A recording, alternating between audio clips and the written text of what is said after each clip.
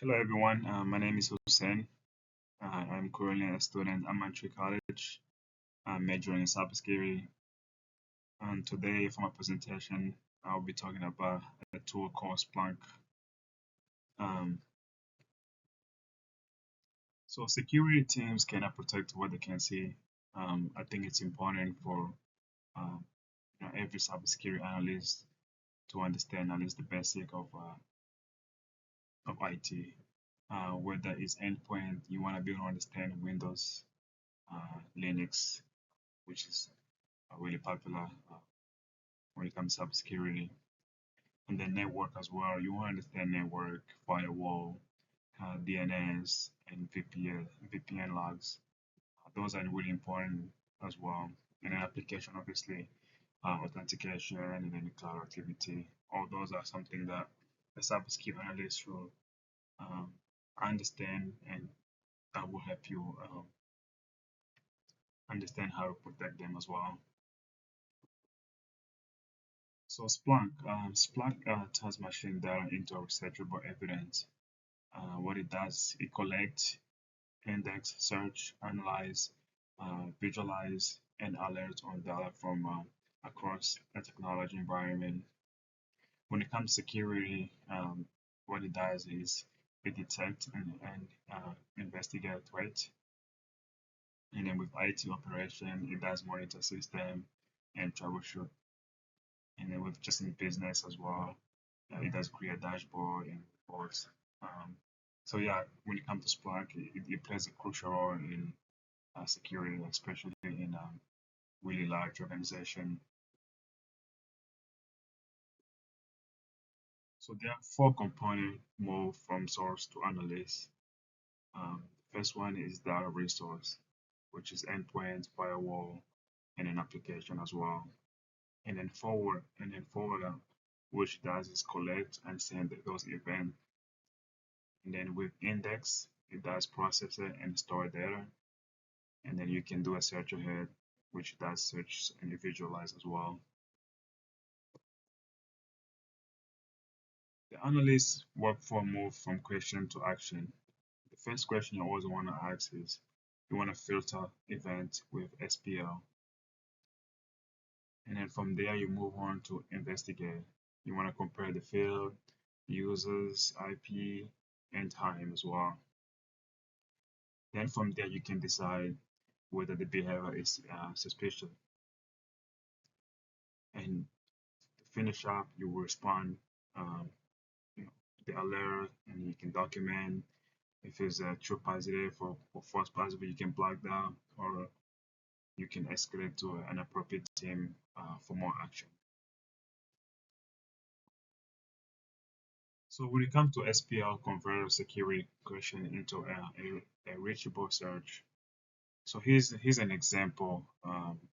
If someone asks a question, which user and IP address produce five or more failed Windows login. So when you're logging into a Splunk, you know, this is kind of like how you search the this is kind of how you search them.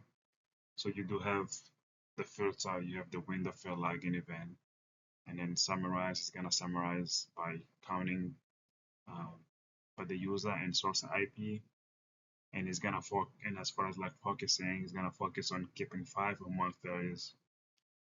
And then as far as rank, it's gonna show the largest count first.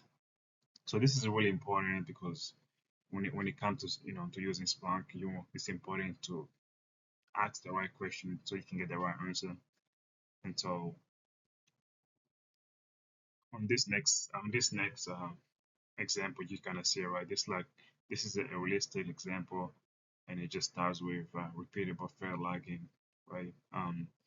If if you look on the side, we have time, account, source of IP, we have host, and then we have result. It tells you what happened at the end. So as you can see right now, we have admin. It's telling us the time, admin, the time, admin. So we have three admin, same account, and it looks like they had three failed account. And as you go down, you can see more account that has failed. So as a cybersecurity analyst, Yeah, if you see, failed, failed lagging attempt, that and that's kind of concerning, and that's when you have to deep dive in and trying to figure out why you know they had a failed lagging. It could have been something simple where they forgot their password, or it could have been someone trying to attack the system as well. So it's always important to double check instead of just not doing anything about it. So here's another example as well, right? So an aggregation reveal which result deserve attention first. So if we look on the side right here, um, we have SVC underscore backup with the IP address. They have five failures, and if we go down, we have Jesse Smith with an IP address of 10, 20, 4, and 7, and they have nine failure. And then admin on the bottom, which has 10 IP address of 10, that 20, that 4, that 18, but they have 23 failed attempts, which is really concerning when it comes to cybersecurity. Um, and so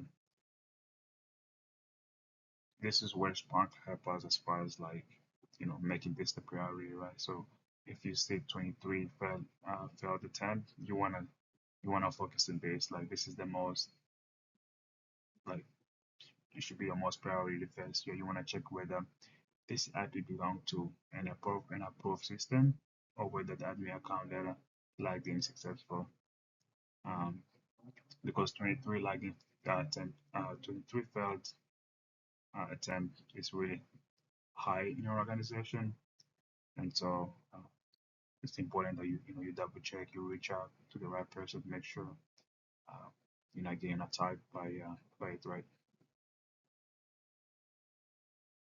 And then another use for search becomes detected when you draft action. So after you do all the search on in Splunk and you count you get the right answer, um, you wanna save the alert, right, just in case you ever run into the same situation. So saving that will really help, uh, which you can use the same search next time you get into a situation where someone is having too many login attempts and alert. You want to run on schedule and trigger when the user meet the condition, and then you want to respond as well. So validate, document, contain, and even escalate according to the company policy as well. So yeah, just finish up. Splunk really makes security data useful when analysts ask their question and connect a result to action.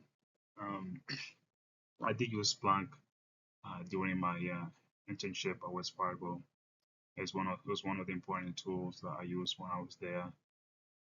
I got to to get some hands-on experience and kind of understand how important Splunk is and how useful it is for cybersecurity analysts. So thank you guys for being here. Thank you for taking your time to you know listen to me talking about Splunk. I hope you learned something today. And if you have any question, please let me know. Reach out to me. So thank you guys and have a great day.